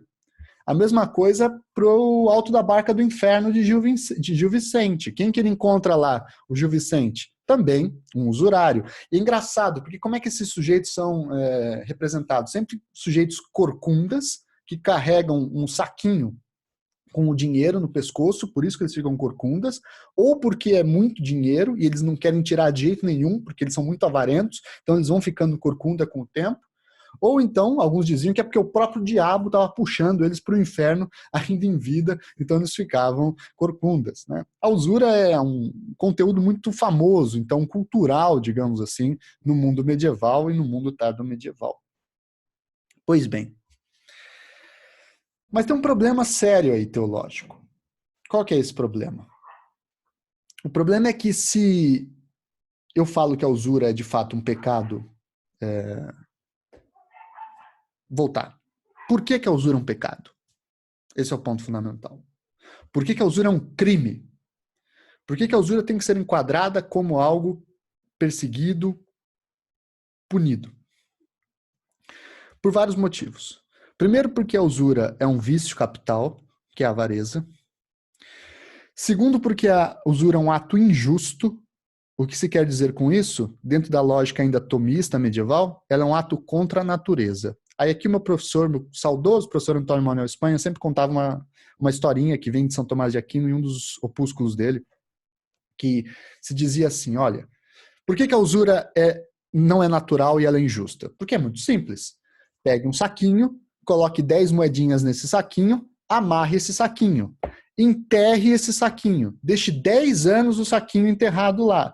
Depois vai lá e retire aquele saquinho e conte quantas moedas tem. As mesmas 10. Ou seja, a simples passagem do tempo não justifica a reprodução das moedas. Isso para nós é bizarro, mas é assim que pensavam os medievais. E olha para ter como parâmetro comparativo. Se você pegasse carneirinhos, bota 2 carneirinhos, um macho e uma fêmea num cercadinho e espera 10 anos, aí sim você vai ter vários carneirinhos. Então aí pode você pedir, digamos assim, consequências futuras com relação à natureza do tempo dos carneirinhos se reproduzirem. Mas o dinheiro não. Um outro motivo do porquê a usura era um pecado é porque ela era um roubo, alguns diziam, um roubo contra Deus. Por que um roubo contra Deus? Porque o tempo, a passagem do tempo, é uma dimensão obviamente natural, temporal, divina. Por quê? Porque nós não controlamos e ela se impõe sobre nós. Ela é a típica coisa onisciente, onipresente, onipotente. Né? O tempo, a passagem do tempo, você pode falar, não, eu quero que fique, não quero que o tempo passe, não quero envelhecer. Não adianta, ele se impõe. Então, o tempo é uma representação divina para os medievais. E assim, você supor que é possível ganhar dinheiro com o transcurso do tempo, é você colocar Deus para trabalhar para você. Então, isso é um roubo contra Deus. Alguns diziam exatamente o contrário. Eles falavam assim, não, o problema da usura é que os usurários, eles não param de trabalhar. Como assim eles não param de trabalhar? Nem no domingo eles estão deixando de ganhar dinheiro, porque o tempo está passando no domingo, então o que eles vão ganhar mais para frente também é pecado, porque nem o domingo, que é obrigatório você reservar e não trabalhar, eles fazem. Muito bem. Vai ter uma série de problemas daí. Por que vai ter uma série de problemas? Porque, como disse, com os séculos 12 e 13, o mercado volta. E assim, não tem como, gente. Não tem como porque a vida das pessoas melhora muito com o desenvolvimento do mercado nos séculos 12, 13 e 14. São novas comidas, novos cheiros, novos sabores, novos remédios, novos conhecimentos. A população aumenta, a qualidade de vida melhora, e muito disso em virtude do desenvolvimento nascente do mercado na Europa. A questão que fica é, como é que eu justifico que isso que está acontecendo, que é evidente e é explícito que está melhorando a vida das pessoas, que isso continuará sendo pecado? Como é que eu faço uma coisa dessa? Como é que eu admito uma coisa dessa? E aí vão começar a surgir, nos séculos 12, 13, lentamente, e vai explodir no século 14, justificações jurídicas e teológicas para substituir a usura, para dar um nó na usura, um drible no pecado da usura. A primeira e uma das mais interessantes é a criação de um mecanismo jurídico e teológico em que os filhos dos usurários poderiam limpar o pecado adquirido da usura cometido pelo pai usurário. Esse critério, esse mecanismo, é o que ficará conhecido como restituição civil. Basicamente, o que se fazia era, a igreja falava, olha, se você é descendente de usurário e continuar usando os bens do usurário, já era, você vai para o inferno também. Então vamos fazer uma restituição civil. A sua obrigação é devolver os bens que foram adquiridos em pecado para os seus legítimos donos, seus verdadeiros donos. Obviamente que muita coisa você não consegue devolver, porque você já não tem mais contato com os donos, porque você encontrou numa feira, porque eles morreram. Então todos aqueles bens que você não consegue devolver para os seus legítimos donos, ou aquele dinheiro que você pegou extra por lucro dos seus legítimos donos, o que você não conseguir devolver como descendente, você deve promover a restituição civil para o mais lesado representante dessa situação, que no caso é Deus, aquele que teve o tempo roubado. Obviamente que a igreja viu nesse procedimento uma bela forma de enriquecer, né? Uso a restituição civil para ganhar uns trocos daqueles que são filhos de usurários e fica comigo aqueles bens no fim das contas, eu purifico esses bens, né? E coloco eles sob a minha guarda. Mas isso não vai bastar.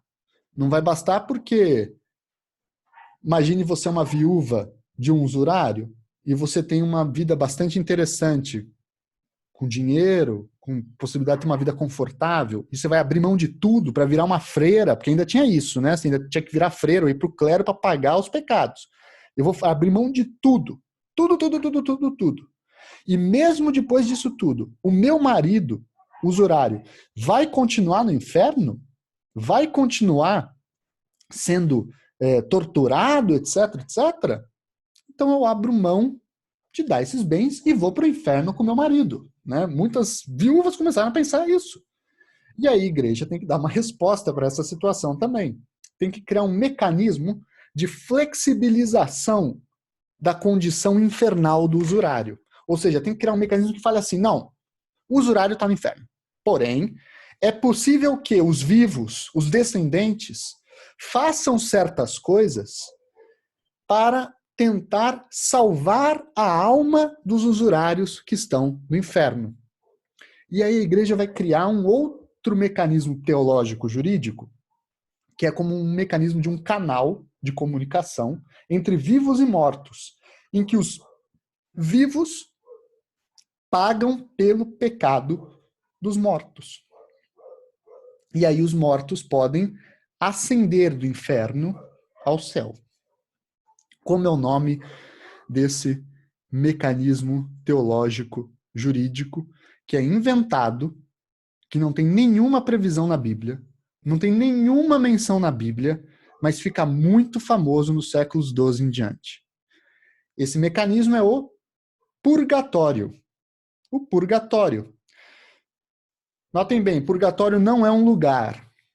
Purgatório não é uma antessala de consultório médico que fica tocando bossa nova e você fica esperando se vai no inferno ou se vai no céu. Não é simplesmente um lugar cinza que não tem nada acontecendo. O purgatório é a dúvida sobre aonde está a alma. Se ela está no inferno ou se ela está no céu. Purgatório é um procedimento para você purgar, olha um termo jurídico, para você purgar os pecados de um morto estando vivo. Assim, era muito comum, então, que os filhos, os descendentes dos usurários, pagassem promessas, dava bens, rezava, etc, etc, com o objetivo de salvar a alma do usurário do inferno em direção ao céu. E é engraçado porque existem relatos de senhoras que entregaram tudo, foram para se tornarem freiras nos conventos, e aí falavam que depois de 7 anos, sempre aos números 7, né, rezando todos os dias sem parar pela alma do seu devido marido, etc., que ele, uma noite ela acordou e viu uma passagem do que seria o marido dela falando, olha, muito obrigado, hoje eu estou muito melhor, agora eu estou num lugar melhor, etc, etc, etc. Ou seja, é curioso pensar que essas criações acabam inventando aí também uma série de categorias, né? O purgatório é um exemplo, né? O outro exemplo de mudança cultural, teológico, jurídica, que vai dar justificações para a usura, será o paulatino culto ao trabalho, que vai acontecer ainda dentro, né, do mundo medieval católico. A gente sabe que a reforma protestante vai ser importantíssima para a valorização do trabalho, a ideia de que o trabalho dignifica o homem, etc. Mas no catolicismo também já está presente isso. Basicamente, a partir de uma releitura do Gênesis, que diz lá que Deus criou o mundo em 7 dias e no último dia ele descansou. Então, se Deus descansou, é porque nos outros dias anteriores ele trabalhou. E assim sendo, se eu sou a imagem e semelhança de Deus, trabalhar é uma característica tipicamente católica. Ora et labora, né, dos beneditinos, se eu não me engano. Então, o trabalho começa a ser visto não mais como uma punição, como uma maldição de Deus na Terra, mas também como uma possibilidade de aproximação de Deus, né? E os comerciantes, os mercadores, começam a deixar de ser aquele sujeito encarado como sempre um forasteiro perigoso que trazia doenças, pecados, coisas más, etc, etc. Ele começa a transmutar a sua imagem pública de um perigoso sujeito pecador para um servo de Cristo e para um bom cristão, tá? É muito interessante olhar essas questões. Quando surge isso, é que nós vamos ter, com esse processo longo da formação do purgatório, da dignificação do trabalho, da criação das ideias de restituição civil, entre outras mudanças culturais que vão se dar do século XII ao século XIV, a gente vai ter a seguinte situação, que é fundamental. Nos séculos 13 e 14, começa a surgir, ainda de forma muito lenta, a mudança da palavra, ou a criação de uma nova palavra, uma nova ideia, que vem para substituir usura, que é a palavra risco. Risco. O risco começa a servir como um mecanismo jurídico. O risco aparece sob várias expressões no passado, como perda emergente, perigo da sorte, razão da incerteza, entre tantas outras expressões, que basicamente dizem o seguinte, que se eu tratar uma pessoa que está trabalhando com risco como um usurário, se eu falar que uma pessoa que compra algo por 10, corre o risco de não vender e vende por 15, porque conseguiu, como um usurário, ao fazer isso, eu estou tratando pessoas desiguais de forma igual. Eu estou tratando pessoas que são verdadeiramente usurárias e perigosas, como gananciosos, avarentos, etc, etc, como um mero mercador que só traz comidas novas, sabores novos, remédios, bíblias para a cidade. Eu trouxe um trecho aqui de um texto de um canonista do século XIII, o Gilbert Lessines, que ele fala assim: a dúvida e o risco não podem apagar o espírito do lucro. Ou seja, o que ele diz é: o risco não justifica o lucro. Porém, quando há incerteza e risco, este pode equivaler à equidade no caso concreto. Ou seja, o risco, o fato de uma pessoa assumir a condição de poder perder dinheiro, apostar, isso não simplesmente pode ser considerado já em si usura, mas isso deve ser, nos casos concretos, igualado ou compreendido como algo próximo à equidade. Ora, o que vai acontecer então para a gente já caminhar para o nosso fim? Com o surgimento de risco, da ideia de risco, como contraposta à ideia de usura, começa a se desenvolver uma série de institutos jurídicos cujo objetivo é racionalizar o risco. Por exemplo, os títulos de crédito. O que era um cheque ou uma nota promissória que começa a aparecer naquele contexto, no século XIV? Os elementos básicos do direito mercantil.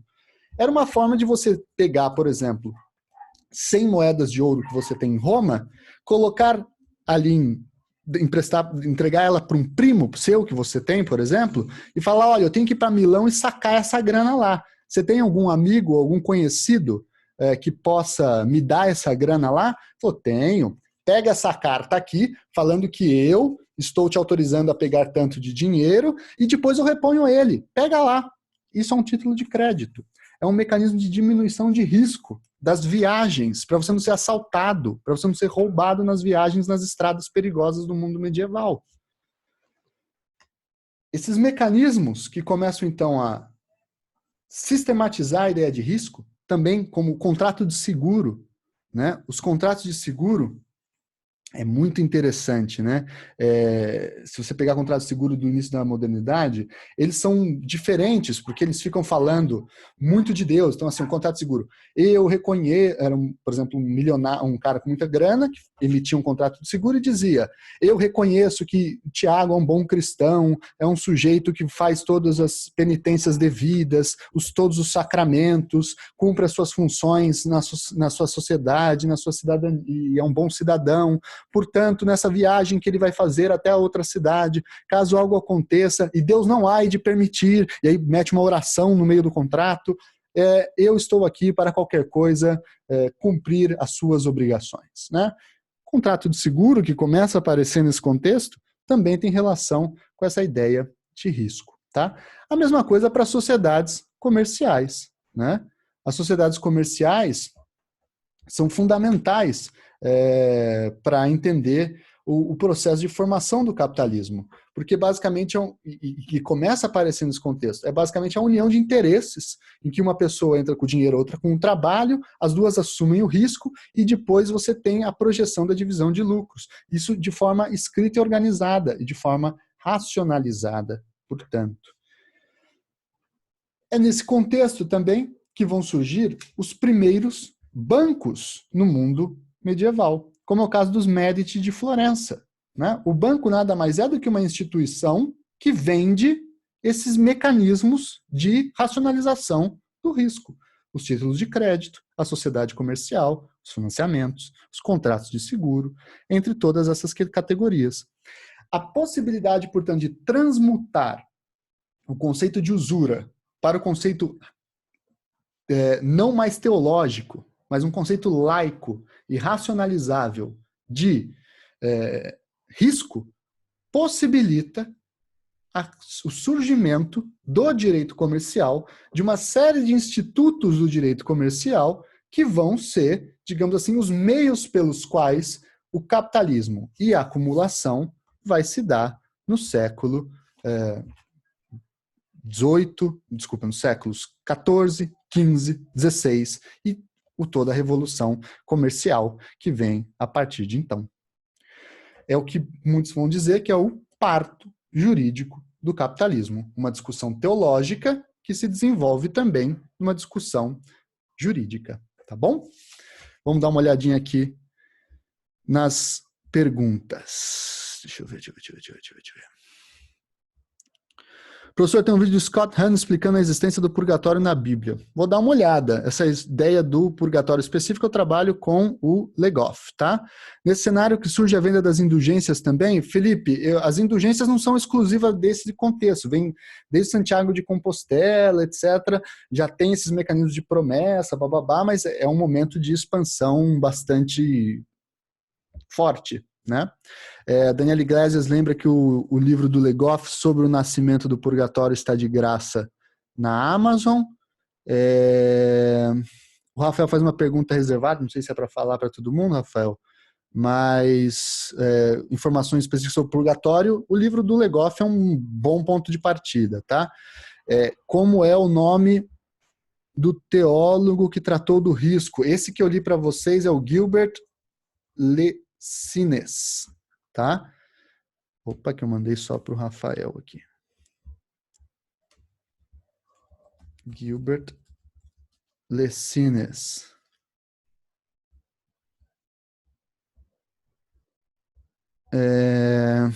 Josimar, recurso do texto religioso nos contratos seriam um nada consta.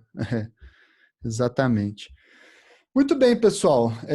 Vou passar então para sugestões de textos e indicações, e aí a gente volta a conversar na aula que vem mais elementos sobre a formação da modernidade a partir do pensamento jurídico, tá? Vamos lá. Aqui tem algumas boas indicações. Primeiro, uma que a gente vai falar mais na aula da semana que vem, mas aqui já vai uma indicação, né? Primeira delas é Mitologias Jurídicas da Modernidade, do Paulo Grossi. É um livro clássico, vale a pena dar uma olhada, tá? Um outro texto que tem uma versão reduzida em alguma medida dessa discussão sobre a usura, sobre o purgatório e sobre a formação das riquezas e das pobrezas, etc. É esse texto aqui, A Idade Média e o Dinheiro, ensaio de antropologia histórica, do Jacques Legoff. Vale a pena dar uma olhadinha. Também do Legoff, vale muito a pena, especialmente porque é de fato muito bom, A Bolsa e a Vida. É um livro curto, esse aqui é a versão italiana, mas vocês encontram por aí. O título é A Bolsa e a Vida, também do Legoff. Um outro texto que tem muitos desses elementos sobre a formação da modernidade em contraposição ao mundo medieval. Lo Stato Moderno in Europa, Istituzione e Diritto, é um texto organizado pelo Maurizio Fioravanti, um dos grandes historiadores do direito italianos, tá? Esse texto eu acho que tem outras traduções, eu acho que tem em espanhol, etc. Procura lá pelos textos do Maurizio Fioravanti, tá? São vários autores e aqui é uma das edições em italiano. Além disso, como disse, o Michel Villey, A Formação do Pensamento Jurídico Moderno, tá? É um clássico também, fala muito sobre o franciscanismo, o nominalismo e a formação da ideia de direito subjetivo, é uma das hipóteses de formação do direito subjetivo. Um outro clássico é As Fundações do Pensamento Político Moderno, do Quentin Skinner, né, o grande cientista político inglês, historiador político também, sujeito que fala bastante sobre o Bartolo de Sassoferrato, os guelfos e gibelinos, as disputas das investiduras, entre tantas outras questões. E a última indicação, que é um título que parece que não tem nada a ver, mas tem muito a ver, que é Modernidade e Contrato de Trabalho, do Sujeito de Direito à Sujeição Jurídica, do Ricardo Marcelo Fonseca, que fala sobre o surgimento da ideia de sujeito no pensamento jurídico e como que essa ideia de sujeito depois vai ser adaptada dentro do direito do trabalho. Então, a primeira parte desse livro, Modernidade e Contrato de Trabalho, é basicamente só de história do direito, e a segunda parte é que fala mais de uma análise Foucaultiana do trabalho, tá? Ricardo Marcelo, que foi o meu orientador, fica a indicação, tá bom? Vamos ver, a Flávia pergunta aqui, professor, você tem alguma recomendação de obras que tratem da questão que você abordou de sujeito e propriedade? Você tem, sobre essa parte da propriedade, alguma coisa aqui na formação do pensamento jurídico moderno, e especialmente dê uma olhada no Grossi. O Grossi tem um livro chamado História da Propriedade e Outros Ensaios, que está em português, né? E tem um outro texto que acabou de ser aberto, digamos assim, para o público, né, que é um livro dele sobre história da propriedade, etc., que é O Domínio e as Coisas, mas esse está exclusivamente em italiano, e eu vou aqui encontrar para vocês. Só um segundinho, gente.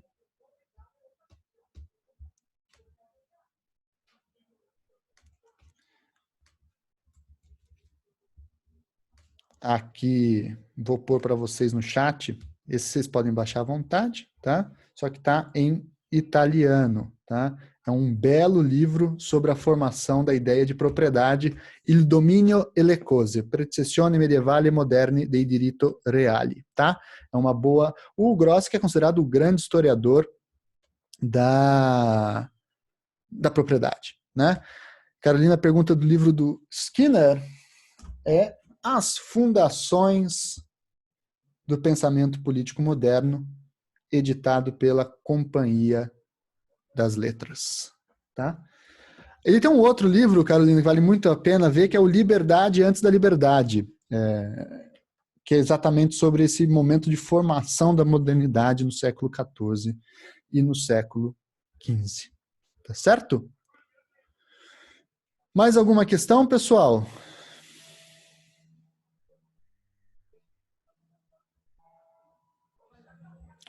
Então, eu acho que é isso. Queria agradecer imensamente toda a participação de vocês e, enfim, a conversa.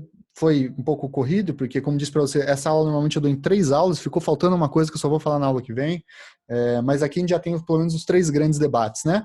Sujeito, Estado, capitalismo. E vejam como, repito, eu acho que esse é o ponto mais importante, até para aumentar um pouco a dignidade que está tão abaixada de nós do direito, né? O direito é central na formação da modernidade. Ele não é apenas uma parte passiva nisso, mas o direito constrói a modernidade. Tá bom? Então a gente volta a conversar na sexta-feira sobre as escolas jurídicas da primeira modernidade e as características gerais do pensamento jurídico moderno. Tá bom? Forte abraço a todos e até a nossa sexta-feira.